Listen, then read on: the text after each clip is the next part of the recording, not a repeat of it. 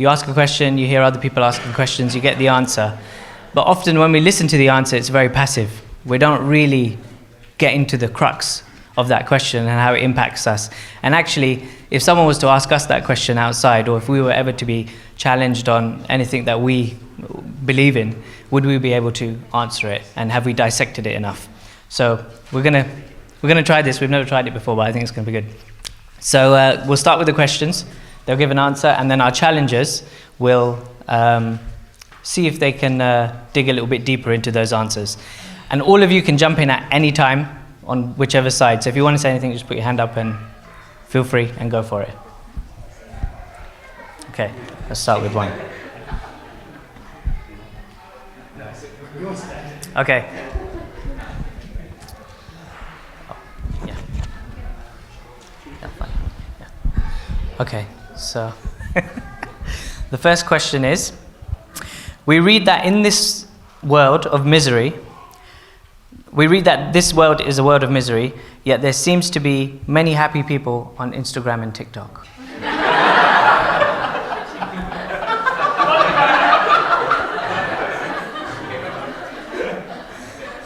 There's no name on this question, probably a good thing.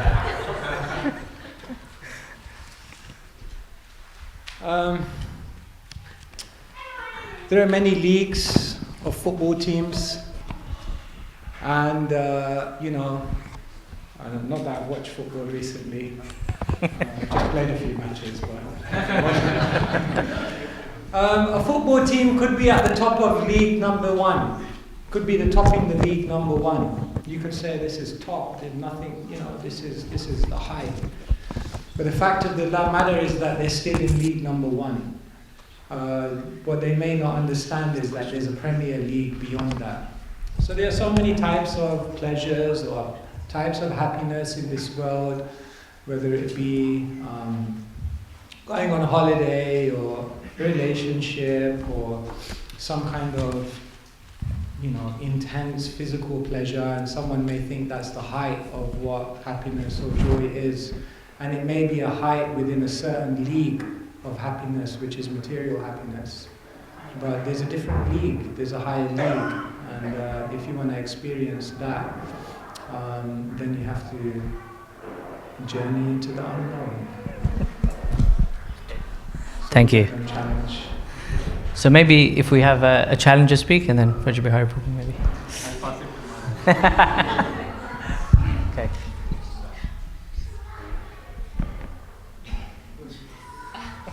Okay, so I'll start and then we'll go back and forth. So the question was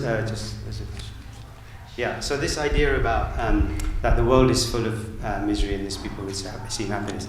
I think the bog standard response from all religions is that that's material happiness and there's a higher standard of happiness. But we see that even in this crowd of people who have been practicing Krishna consciousness for a long time, I can tell you they're not happy.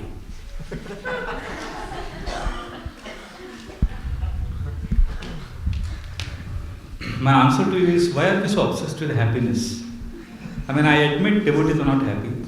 In fact, once somebody came to me.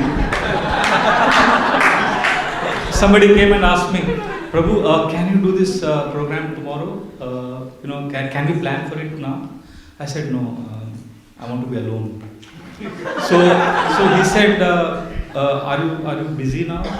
I said, no. Is something wrong? I said, well, I'm right now not in a position to discuss with you because I'm not happy right now. So he was shocked.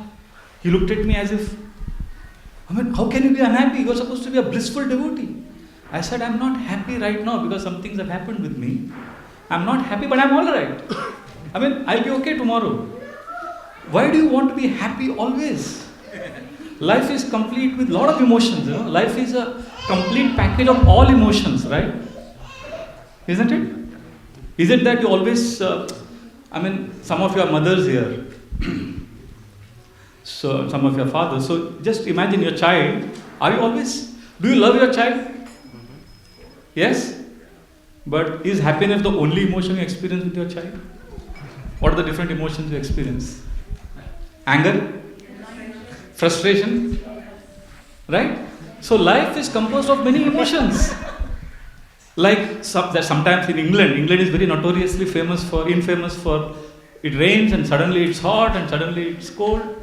So life has a lot of emotions. It won't be always happiness. So our inability to accept life with all its emotions makes us very artificial. Let us accept life with a complete package of all emotions. Yes, we're not happy sometimes, but there is a deep sense of union with Krishna, which makes us, maybe we are not mentally always happy, but heart, there is a lot of peace.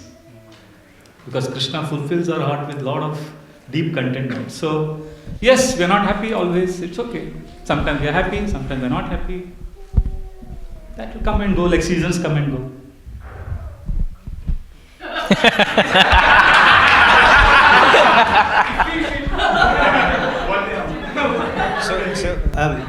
My response is that if that's the case, then religion should stop telling materialists to take up religion to become happy. So we should just accept materialists are not happy, spiritualists are not happy, and stop playing stop pretending that chant and be happy. We hear this all the time. Chant and be happy. Okay, you're not going to be happy, so just chant and be miserable, and the other people will be miserable too. There are two things here, One is, we don't tell people come to Hare Krishna because you'll be happy. We tell them because you'll get a purpose-centered life. You'll get something higher than simply happiness and misery. I mean, we're not looking for happiness. We're looking for a sense of contribution. We want to help people and chant Hare Krishna and be happy. I mean, we never say chant. See, it's not chant Hare Krishna and you will be happy. It's chant Hare Krishna and also be happy.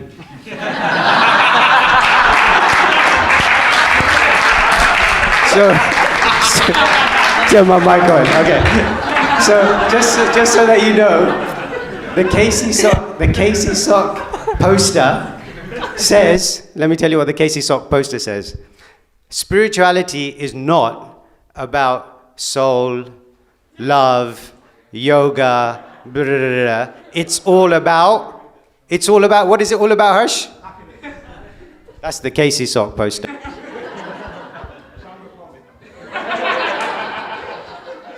You see, there is an illusion, and I'm glad we're clearing this up for all of you people.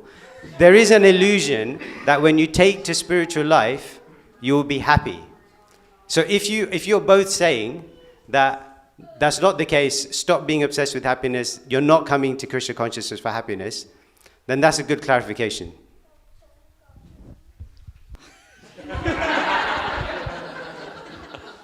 Maharaj, please save me. I'm enjoying this.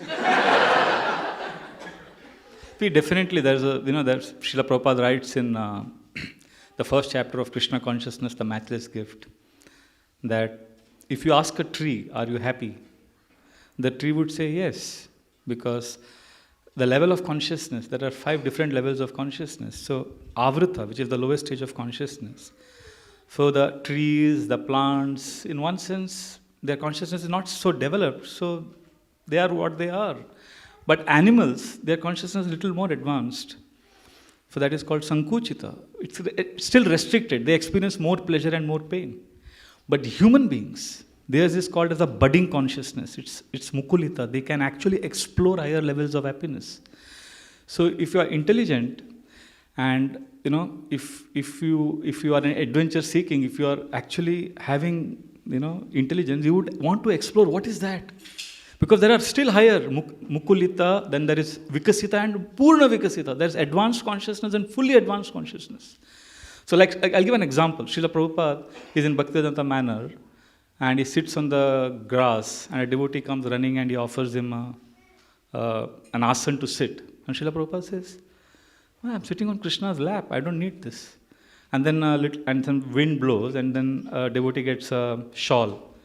Srila Prabhupada says, no, I'm experiencing Krishna's embrace. So there is a certain level of experience which is much higher in connection with the Lord than what we experience in our day-to-day life. We all need pleasure. We're not against pleasure. We're not against what people are experiencing. We're just, Krishna consciousness offers the full blossoming of the human consciousness. So that it's not like, if you, we're not denigrating what you're pursuing. We are just offering, come on, take this. There is something higher. So that's an offer. If you don't want, well, all the best. Continue what you're doing. Once one man challenged Srila Prabhupada. Srila Prabhupada, I don't mind being a dog in my next life. Srila Prabhupada said, all the best, you have my blessings. So if somebody doesn't want to be a devotee, somebody doesn't want to practice spiritual life, fine. Hare Krishna.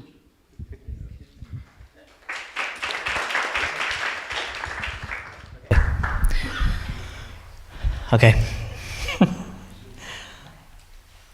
Science has achieved more in the last decade than spirituality has for the betterment of the world. So first we would have to see how you define achievement. What is success? What do you define as progress? That's where we have to begin. Because if we answer this question but we don't have a definition of what is progress, what is growth, what is success, what is well-being, then we need to have a reference point for that.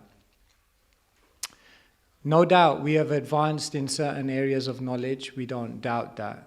No doubt we have technological advancement, and no doubt we have economic development. But let me ask you a question. Do you know the 3 major or most common problems in schools 100 years ago? I'll tell you. Chewing gum under the table, talking in class, and coming to school late. You want to know the 3 biggest problems in US schools now? Gun crime, teenage pregnancy, and physical assault of the teacher. Is that progress? Is that an improvement? Is that what science has really done to make things better? We have more degrees but less sense. We have more conveniences but less time. We buy more but we enjoy less. We have higher qualifications but lower morals. We have wider freeways but narrower minds. We have more wealth but less health. Yeah. I'm just recording this for the next Instagram. I'm building my Instagram. After all, everyone on social media is happy, right? So what is real progress? What is real growth? Science may know more, but we don't define that as success. We define success as happier people, better community, more genuine relationship, and genuine well-being on physical, mental, and deeper spiritual levels.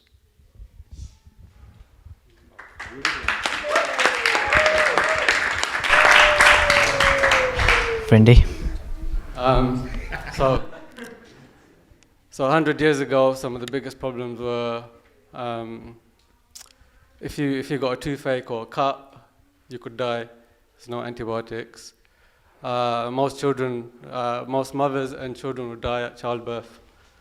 And children, they might have been putting bubble gum under the seats, but they were also being abused en masse. But only now people are reporting it. That's why you know about it.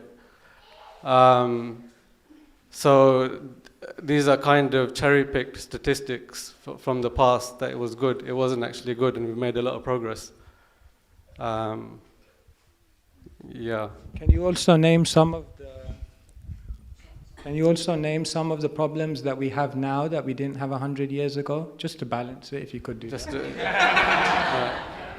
Yeah, we have like nuclear war, possibility of nuclear war. A lot of animal killing on mass scales, polluting the air, polluting the seas. Just to balance it out. Thanks. Yeah. But we're living longer. Science. We don't have anything. We don't have a problem with scientific advancement. We don't have a problem with technological growth. I also have an electric toothbrush. By the mercy of Mitesh. I'm very happy. It's a very good device. And but it doesn't help me to solve my problems on a deep level. It doesn't help really make society better on a deep level. Science can provide us, science makes things better. Science doesn't make people better. So we must understand this deeply, that we don't have a problem with science. Just as a knife in the hand of a person who's appropriately equipped with knowledge and compassion can be used in a good way, and the same knife can be used in a terrible way. Science is very good, provided it's guided by a compass of knowledge. The passion to help the world has to be accompanied by the compass of knowledge, then it becomes compassion. Got that for the Instagram? Sorry, I'm on a roll with all of these right now. So we don't have a problem. We don't have a problem with science. Go ahead, do it, do more, discover more.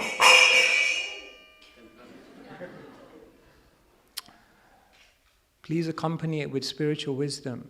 Please accompany it with a deep understanding of the self. Please accompany it with deep values of compassion, tolerance, and so on.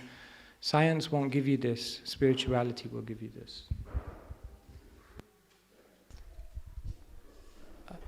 If you look at the countries in the East where you have got a lot of religious people, religions tend to narrow people's minds. So there is a certain conflict between science and religion, because you end up believing in superstition and you stop progressing.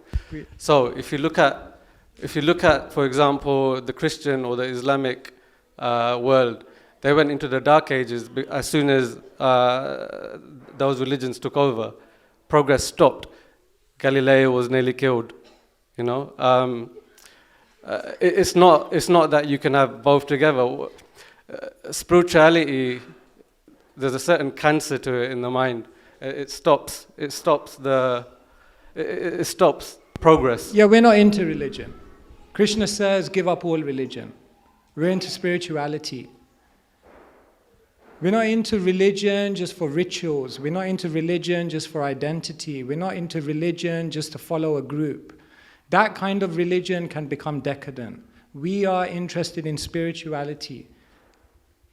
When you put the spirit into the ritual, then it becomes spiritual. Got that one, Raj? See, Raj never gives me any time to video me, so I have to take advantage of these opportunities. So my point is that we don't have an issue. We're not into religion. We want people to have genuine spiritual experience and develop themselves on a deep level of character. A spiritualist is not what they do, it's who they are. So please understand, we are not into religion, ritualistic religion. We are into genuine spiritual experience. Krishna consciousness is a spiritual science which creates deep transformation on every level of your being, and which then translates into societal well-being. The global revolution begins with a personal resolution. Okay, Vrindavan. Vrindi. Okay, we have a new challenger. Oh, sorry. Just last week, I heard someone saying that actually Krishna consciousness is real religion. So how does that fit in? Yeah, religion comes from the Latin re ligare. Re means again, ligare means to link. So the essence of religion is spirituality. So if in this gentleman's case he seems to be referring to religion as a set of practices, as a set of rituals, as a cultural identity, as a geographical denomination, for us that's not religion. If you're defining religion like that, we want nothing to do with it.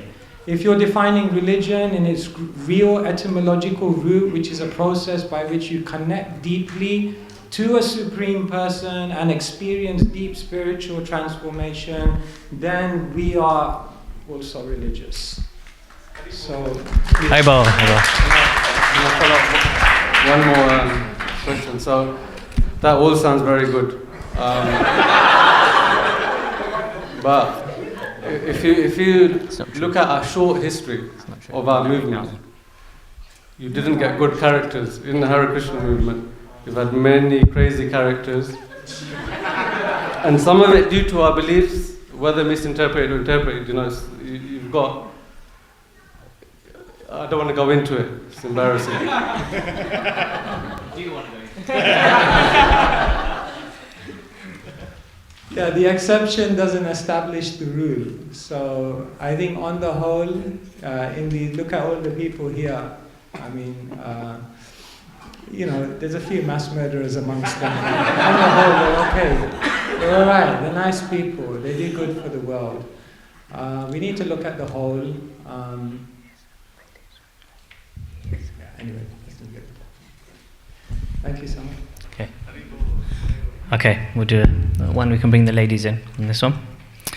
What is the Krishna conscious Vedic viewpoint on rising gender equality?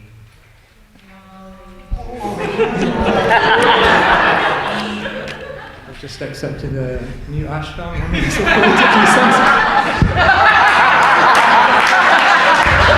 Pass.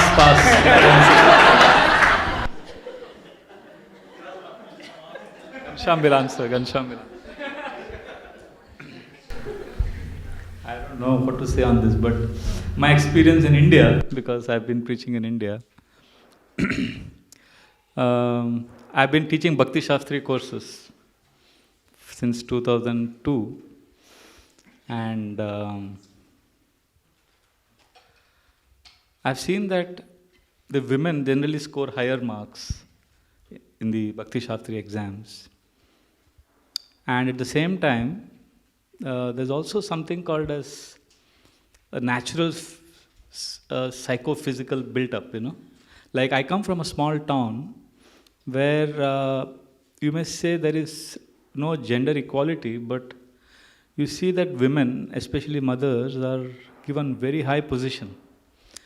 So, from a cultural perspective, like I come from a town where men take sannyas, women don't. But the sannyasi's mother, she is given more respect than the sannyasi. Like, it's a tradition for 800 years. So when the sannyasi walks in, when he takes sannyas at the age of 8 or 10, he performs the final rites. The whole village, the whole town comes to see the sannyas ceremony. Everybody is there. The whole town is there, and he performs the final rites for his parents who are sitting in front of him, because he is now socially dead. So he performs the final rites, and then the whole town offers him Dandavat Pranam, including his father. And the only person who doesn't offer him Pranam, Dandavat, is his mother. And he offers no pranams to anyone except his mother. And after his sannyas ceremony, that lady, his mother, she's seen differently in the whole town. When she walks in, wow, she is the mother of this Maharaj, So she has a lot of, because in the Vedic culture, sannyas has a lot of glamour. Because sannyasi, wherever he goes, he gets a lot of fame, a lot of respect. But a mother, she's unknown for all the sacrifices she makes. So she gets a higher position than the sannyasi, in one sense, because her sacrifice is immense. But how it translates into social scenes in terms of, the externals that we are talking about, that's different, and I'm not an expert on that. But the principle is, the women's position is very sacred in a Vedic society. But how it translates now, I think Maharaj will be able to answer that better. In the modern context, with the modern challenges. Like, in Mumbai, we have, I'll just give one example. We have Matajis there who've been devotees since 35, 40 years. They give Chetna classes, which is the festival for the women in the temple, but they never give Bhagavatam classes. Now, don't ask me why, but they don't give. And don't ask me why. But I'll tell you why. See, one of my friends, he got married when I joined the ashram, And his daughter now, she got married, and she's in Amsterdam. So when I called, because she's married to one of the boys was coming from my program. So when I called him, he said, Prabhu, my wife is giving Sunday feast class in the Amsterdam temple tomorrow. So I spoke to both of them. And she was born when I was already in the ashram, And now she's a big preacher there, and she's giving Sunday feast classes. So I was like, your mother and your mother's counselor is not given a Bhagavatam class in Chowpatty. And you are giving it here. So I guess the dynamics in West is different from the dynamics in India. And that's how I reconciled it. Because her mother and her mother's counselor, they're very senior devotees. And they seem to be satisfied in our community. And they're not really demanding to give class or whatever. I don't know, they seem to be happy. There's no rebellion, and I don't know why it's happening, but in the West, I guess, there has to be these kind of systems. Hare Krishna. I rest my case and no challenges.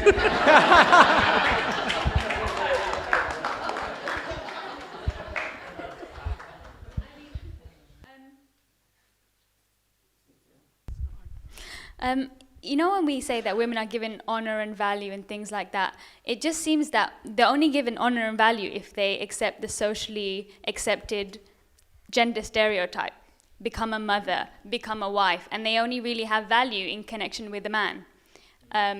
So actually, you don't have value unless you do X, Y, and Z.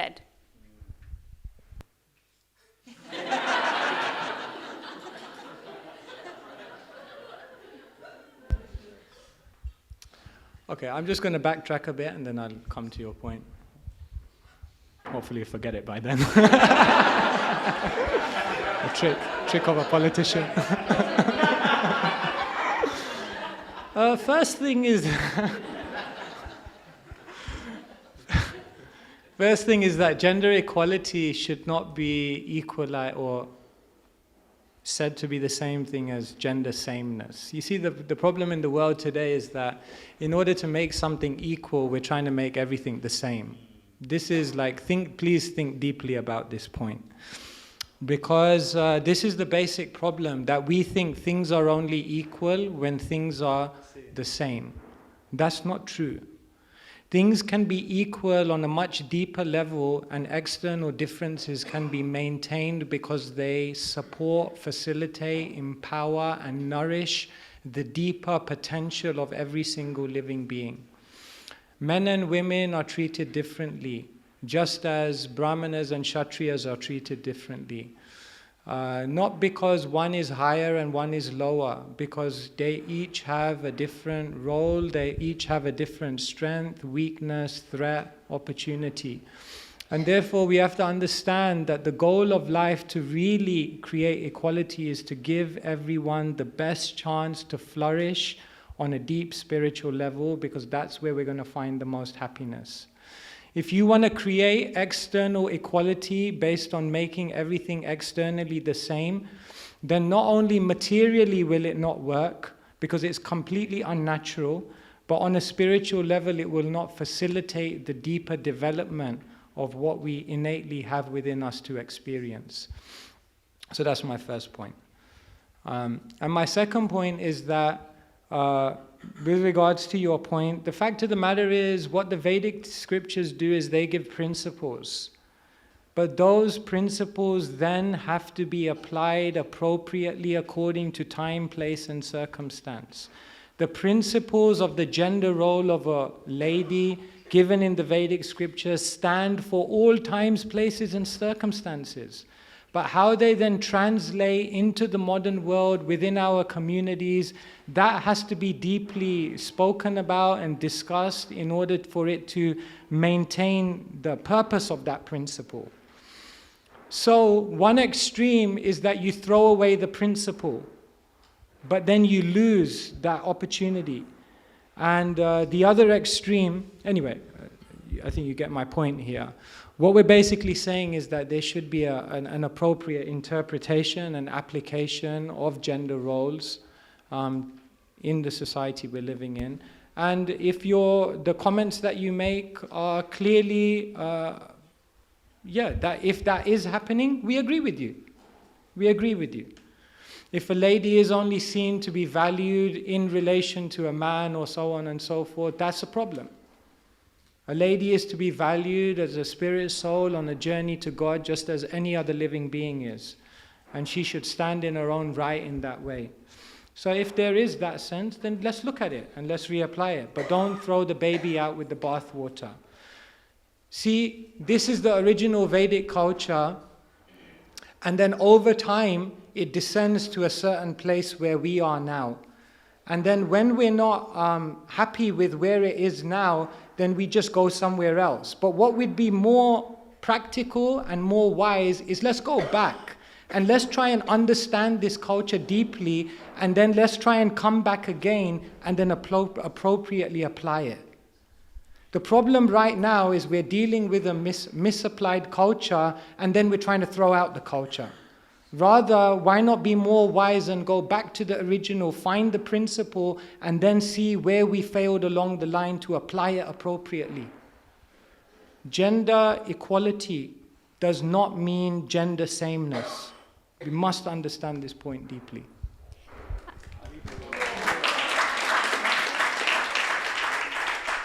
I mean, everything you're saying is quite vague and fluffy to me, to be honest, because we're saying, okay, this is what the scriptures are saying, we have to reevaluate it. Who's writing the scriptures? It's men. Who's discussing it and reevaluating it? It's men at the top. And you also have the point that you may be saying that, okay, women are spirit souls, but our scriptures are when you read Srila Prabhupada's books, they say something very different. It says women are less intelligent. It says women enjoy rape.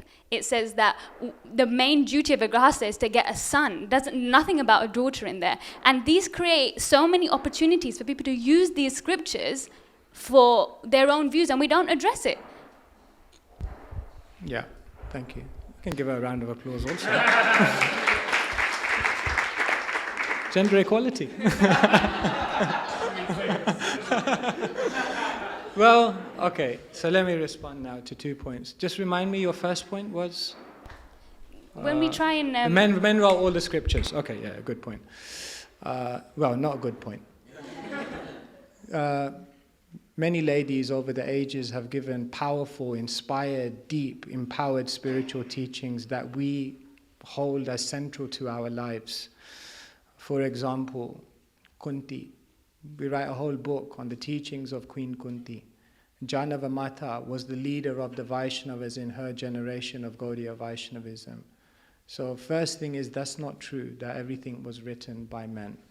There are many empowered spiritual teachings delivered by ladies within our tradition over the generations.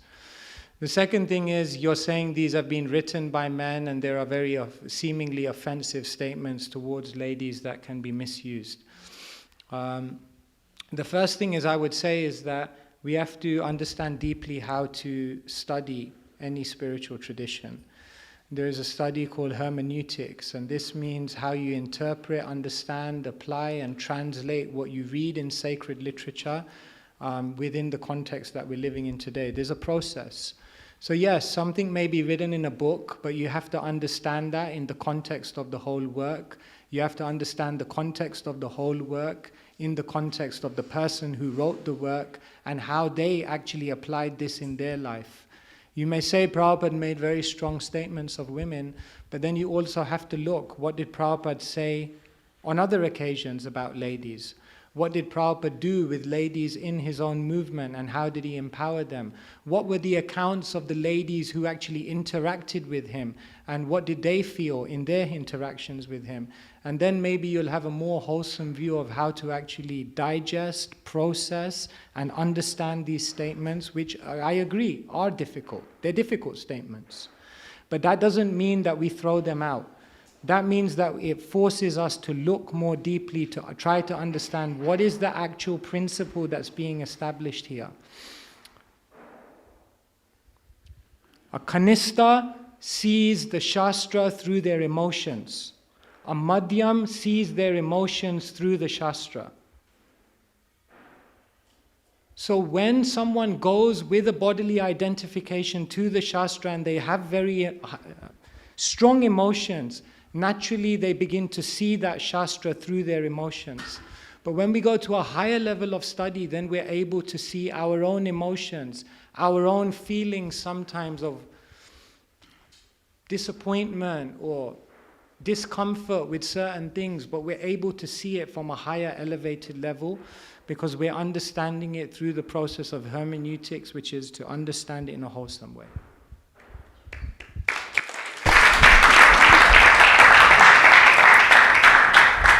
Okay, last couple.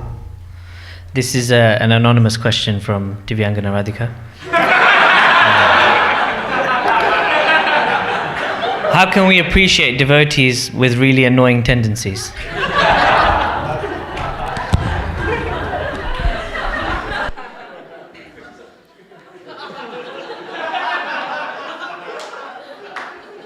How can we appreciate devotees with very annoying tendencies? I mean, I guess all of us have unique idiosyncrasies.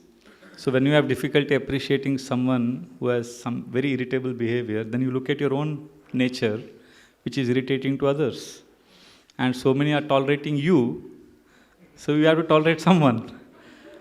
So it's very easy to get uncomfortable with others. But we also have our own, I've seen devotees sometimes we don't like someone just because the way he puts on his tilak, or the way he chooses prasadam, So sometimes it's very silly.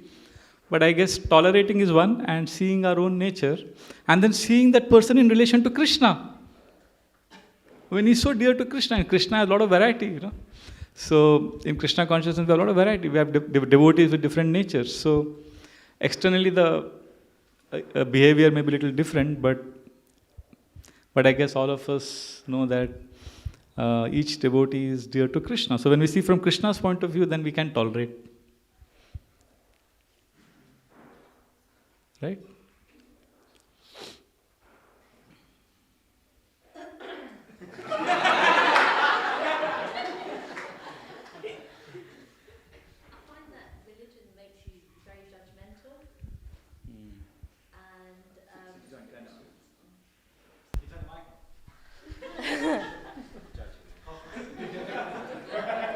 I find that religion makes you judgmental because you're meant to fit into a certain mold, and yeah. So you're saying that it's easy, or we start we tend to judge others because that's how we have been trained in Krishna consciousness?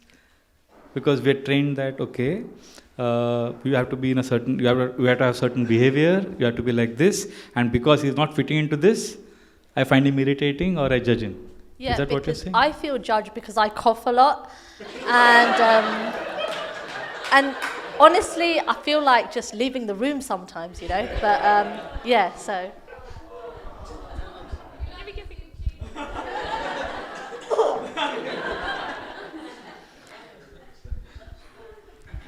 I think one of the most fundamental human needs is non-judgmental acceptance. We all want to be accepted without being judged. So if we can give it to others, I'm sure we will also attract that. Many times when I don't get approval or I don't get acceptance, I remind myself that I need to give it to others. And that's when we attract. See, we have to be an instrument of change. If you find everybody is criticizing, then you have to be the instrument of positive change. And when I see something bad happening, I know that I shouldn't be doing that. So if you are judged, so two things you can do. One is you don't judge others. You give them non-judgmental acceptance. And that is one thing. And secondly, look out for friends who will accept you for who you are. We all need at least one friend, right? So, and I've seen that devotees, if you confess to them, if you're vulnerable, and if you tell them that I feel judged, because they are sensitive Vaishnavas and Vaishnavis, they will immediately correct themselves. I've seen that happen. Like once I was helping one devotee in some seva, and I felt I was being judged and he was being harsh on me. I just became vulnerable. I told him, Prabhu, I feel insecure, I feel unloved. And immediately he dropped everything and he spent time helping me out. See, we are scared to be vulnerable. But Vaishnavas are generally sensitive people. And vulnerability is a strength if you are vulnerable to the right person. So I'm assuming that, see, what happens is in the passion of getting things done and doing lot of seva, sometimes we forget that connection with Krishna and devotees, and we may sometimes say something unsavory, something, but that's not our fundamental nature. That's because of the modes. But when devotees are reminded humbly, and when we speak in a language of needs and feelings, I am feeling hurt, or it's my need to get, I have a need for some self-respect. Without judging, when you're not judging him as you're expressing your feeling of hurt, there is a good chance that your need will be met. But if you are judging the other person in an attempt to get your needs fulfilled, then that creates a big vicious cycle. It's a never ending, then that person feels more insecure, more threatened, then he starts judging you more. So if you are being judged, the best thing to do would be to express your need in a non-judgmental language, and then see how your needs get fulfilled. And you'll be amazed. So somewhere we need to begin that. And if that doesn't work, then we can discuss more on that. But you just consider this answer for the time being. Right? Hare Krishna, thank you. Hare Krishna. Okay.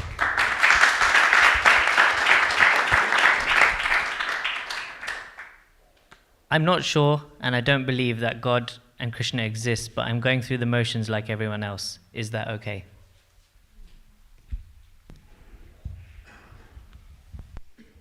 Ultimately, we have to do something in this life.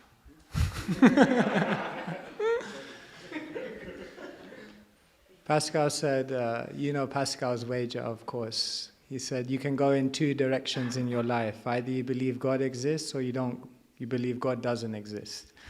If you go down the route of God doesn't exist, and in the end God doesn't exist, no problem. You didn't gain anything, you didn't lose anything. If you go down the route that God doesn't exist, but He ends up existing, eternal loss. But if you go down the other route that, let me try, God exists, let me explore, and in the end God doesn't exist, no loss, no gain. It was all immaterial, everything's matter, nothing matters. Hare Krishna. But if in the end God does exist and you believed in Him, wow. So even if you're a betting person, you have everything to gain and nothing to lose. By following this path, you'll have a better life, you have better lifestyle, better health, better food.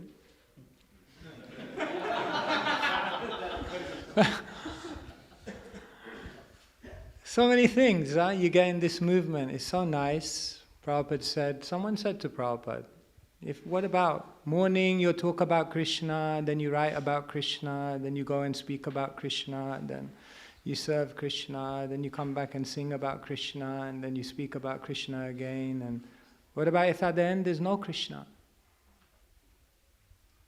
He said, I do it anyway. Life is so nice. So it's a nice life, it's a nice lifestyle, even on a material level it works. So if you feel like you're going through the motions, don't worry. You're not going to lose anything, but you have everything to gain. And then don't go through the motions. Put some emotion into it. And I was going in that direction, by the way. Put some emotion into the motion, and maybe you'll experience something even deeper. So, yeah, no problem. Keep going. Keep calm. Chant Hare Krishna.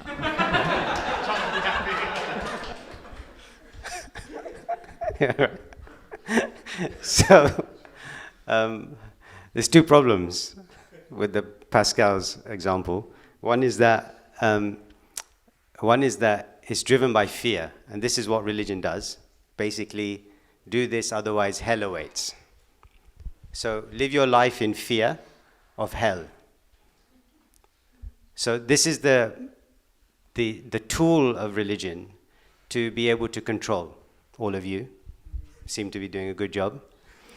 And the second problem is that, what was the other outcome? One is you're going to hell and the other one is, so like if Eternal gain, yeah. So basically the post-dated check. Happiness is coming, the kingdom of God is coming, we're all going to be happy together, chant and be happy, you know, all of that stuff, which is a post-dated check. There's nothing now. There's nothing tangible. There's nothing that you can gain. Basically, you have to give up. You have to give up your money. You have to give up your time. You have to give up your TV. Tell me about it. Yeah. You see? So like when somebody has done something themselves, they want to impose that same pain on everyone else. So you are all becoming the subject of this type of manipulation. And that's where Pascal's, kind of the two issues with that, is that it is a coercive, has been historically for centuries, for the benefit of individuals, typically men, to enslave civilization. And that's been the utility of religion. Yeah, thank you. No, thank you. Clearly you've thought about these points. Okay, so I'm going to address 2 points. You talked about fear, and what was the second one? The eternal game post-dated check thing. Okay, fear. So you're complaining we're inciting fear. Look at your whole world, it's all about fear. What's FOMO? Fear of missing out. Why do you go to work? Because you're fearful of your boss. Why do you do things? Because you have a fear of missing out. Why do you go work? Because you're fearful of the boss. Why do you do what you do at home? You're fearful of your...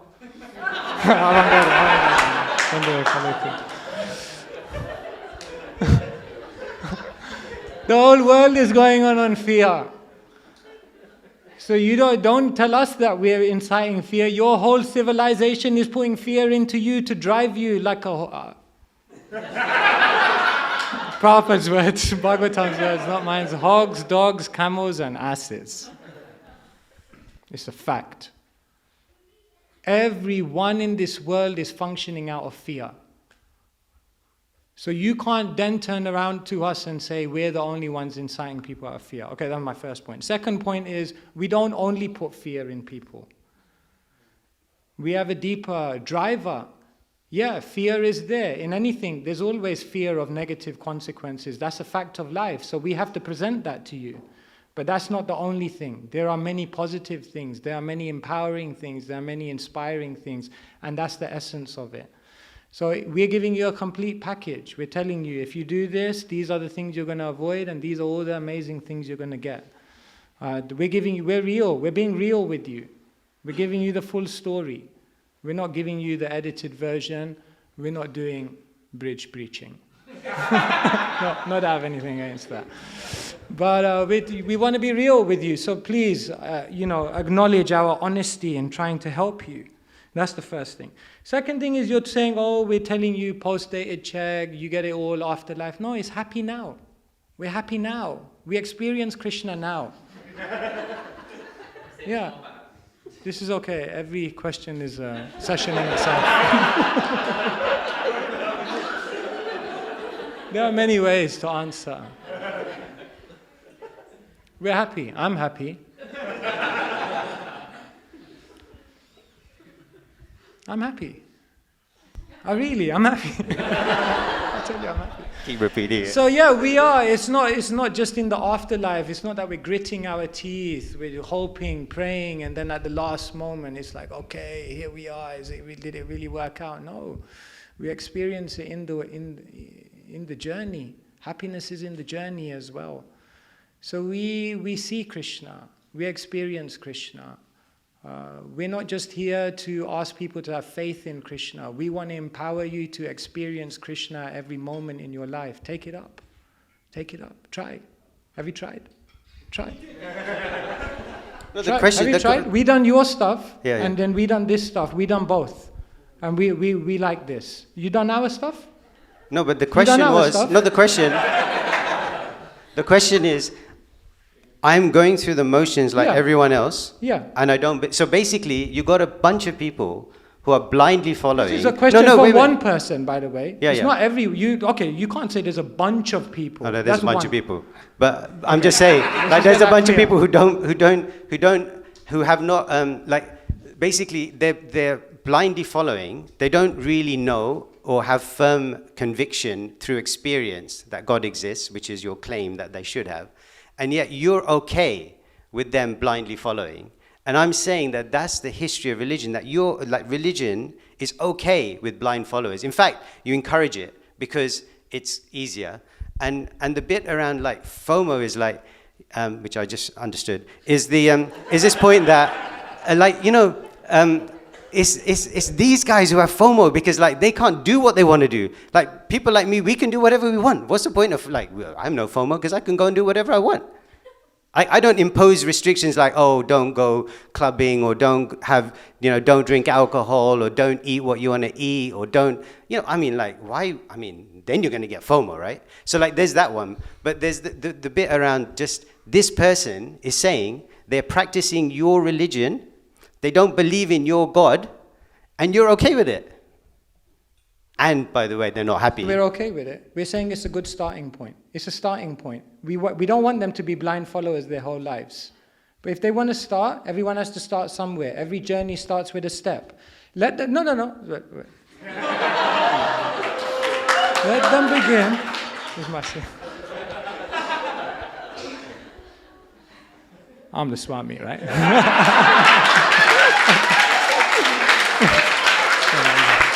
Okay, so the point I'm making here. My point exactly. The subjugation of people through saffron.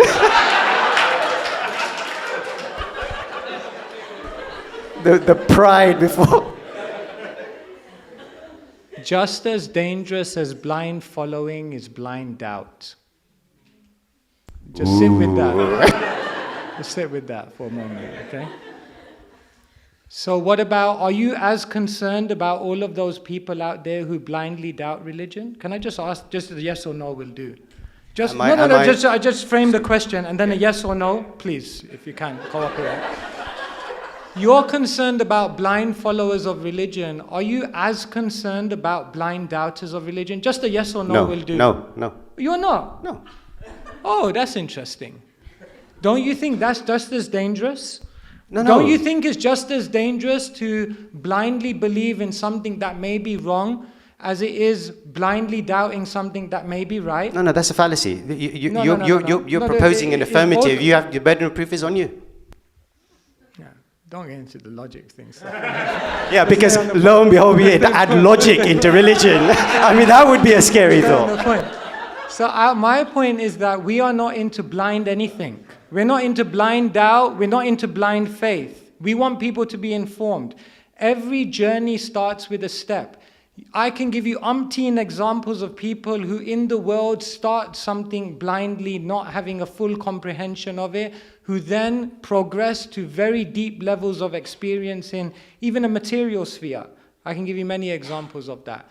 Our point is in Krishna consciousness, someone may start with blind faith, but we educate. We have 60 books, we have classes every day,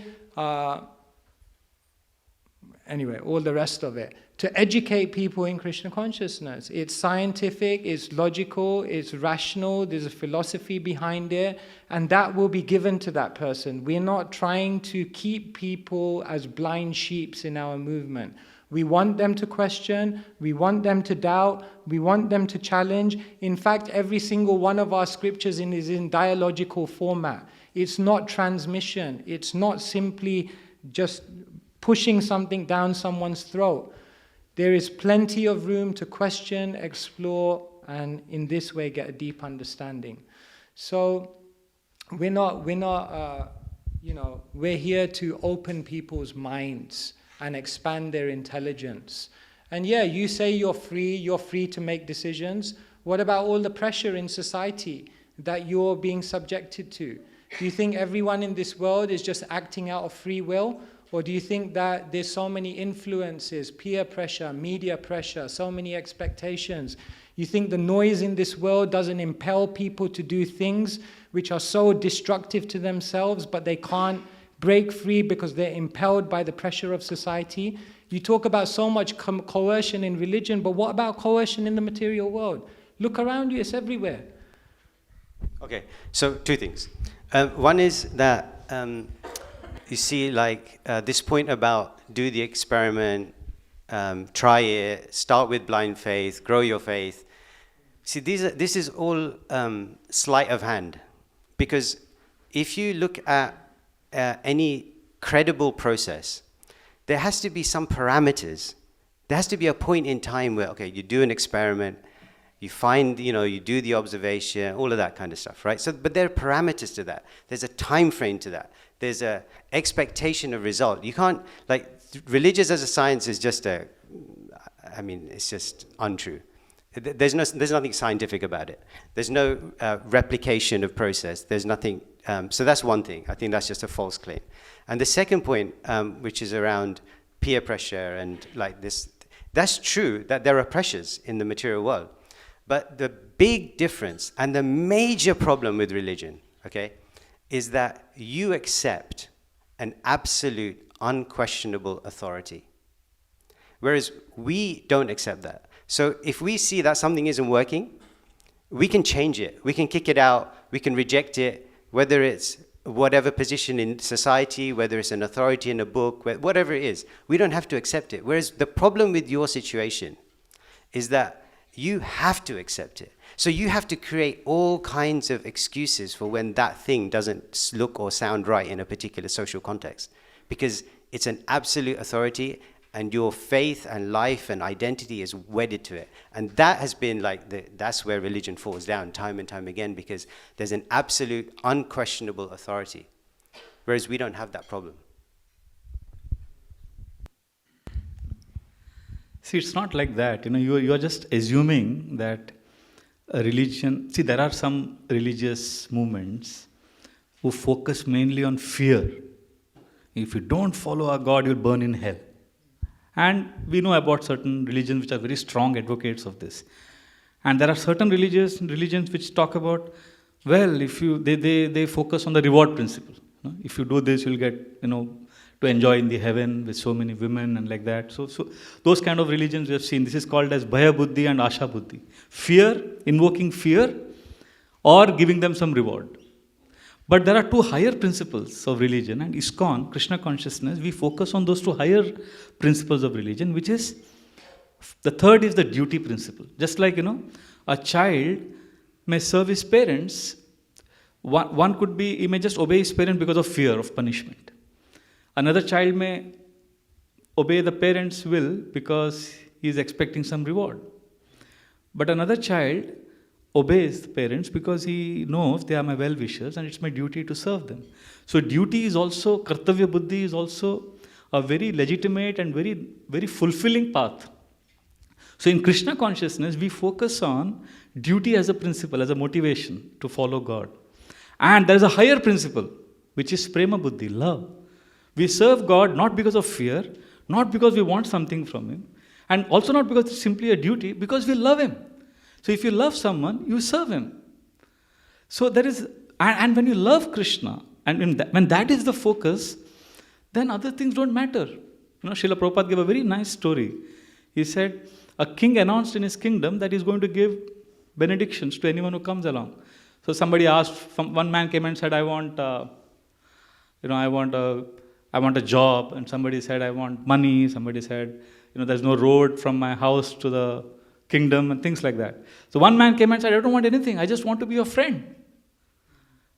And then the king said, okay, we are friends. And the next day he received a letter from his friend saying that we're going to come and visit me for lunch. So the king said, let's go to his house for lunch.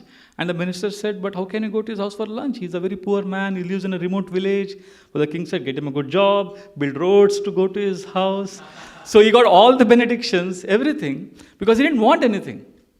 I'm sure all of us have experienced in life that, when I don't know if you have received something from someone when that person doesn't expect anything from you. I don't know if you have ever received some favor like that or some help like that, sincerely from someone. We can never forget that person. I was in Mayapur once and somebody gave me, I was very hungry on an Ekadashi, somebody gave me prasad and I kept thinking he wants something from me and he didn't want anything from me. And he kept saying, just pray for me. I'm happy that you took prasad. He gave me a chance to serve you. And I've met so many people and I've forgotten many of them, but this man I've never forgotten. Because he gave me something and he didn't want anything in return.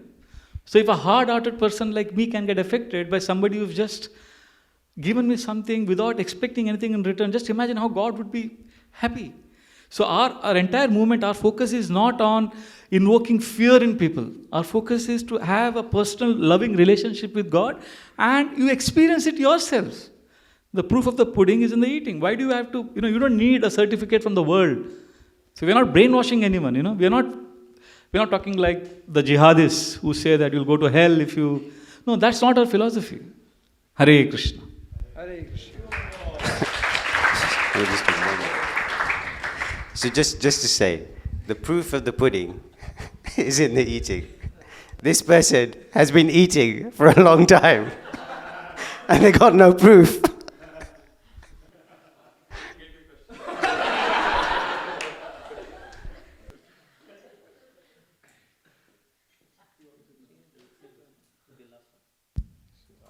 Am I responding to that pudding thing? Or?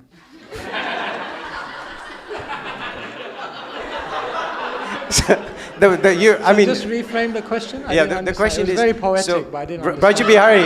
No, I was just quoting your colleague here. So Vraj Bihari Prabhu is saying that we're not forcing fear, we're not forcing whatever, we're not blind following. Proof of the pudding. So there's no blind following going on. It's proof of the. But this person, their very question is that they have no experience of God. They have no faith in God. So the pudding is obviously doesn't taste of anything, or there's something going on, right? Because that's blind faith. That's my point, is that you have no parameter for testing. Okay, here's a question. What will it take? I got your point. What will it take for you to accept that Krishna consciousness is untrue? What is the falsification principle? So, what will it take for you to accept that Krishna consciousness is untrue? See, the thing is, let me just go back a few. See, the thing is, what you're doing is, okay, you're saying, I made the point, let me just recap here. I made the point Krishna consciousness is spiritual science, okay? Then you made a point talking about how there's a scientific process and there needs to be a time scale and all of this. Now, you see, there's a fundamental problem here. What you're doing is you're framing science within your parameters of what science is. Yeah, you are. You've made certain parameters, you've made certain points that, unless it happens within a time scale, it's not scientific. That's your definition of science. Our definition of science is an experience. This is a science, but it's a higher dimensional science. A higher dimensional science means there are different parameters, there are different instruments, there are different means of verification, and if you try to consume this elevated higher dimensional science within the limited framework of what you define as science, then naturally it's not going to fit. So if you want to experience the efficacy of this process, you have to use the right process, the right instruments, and apply the right parameters. And that doesn't mean you can just apply what you see in material science to the spiritual realm. If I gave you a thermometer and I said, here's a scientific instrument, use it to weigh this cupboard, you'll say, it is a scientific instrument, but it's the wrong instrument. But I'll say, no, it's a scientific, if you're really scientific, do it. You'll say it's the wrong instrument. So don't try to apply your instruments, your parameters, your definitions, your processes of science on, and then superimpose that onto a spiritual process which is higher dimensional. We are giving you a process, we're giving you parameters, we're giving you the opportunity of experience, and if you want to do it, do it. If you don't, come and speak to us, we'll convince you.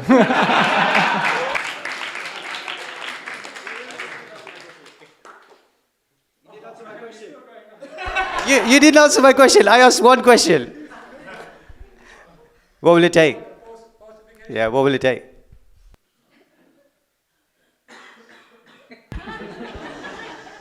I'll get back to you later, I think.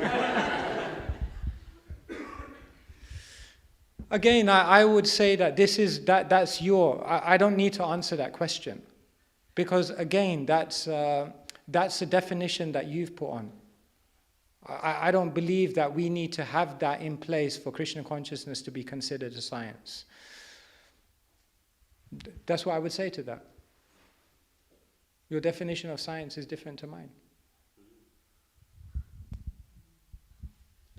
If someone has a better answer than that, I'm open to that.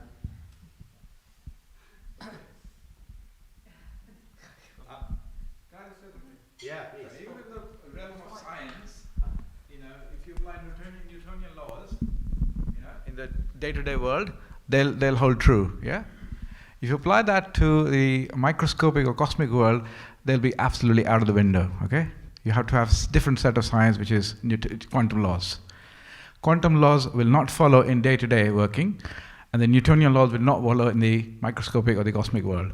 So here's your science, duplicity of it. You have different scientific measures for different ways to explain. One cannot explain the other because it's a different dimension. So that's why I think they're saying that there are different dimensions, and you have to learn the rules of that science.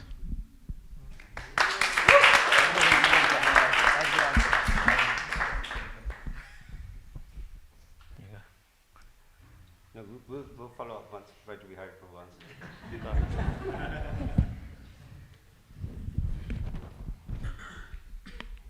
No, I said after he was thinking about it. Oh, okay. Yeah. Okay, I think a round of applause for our panel.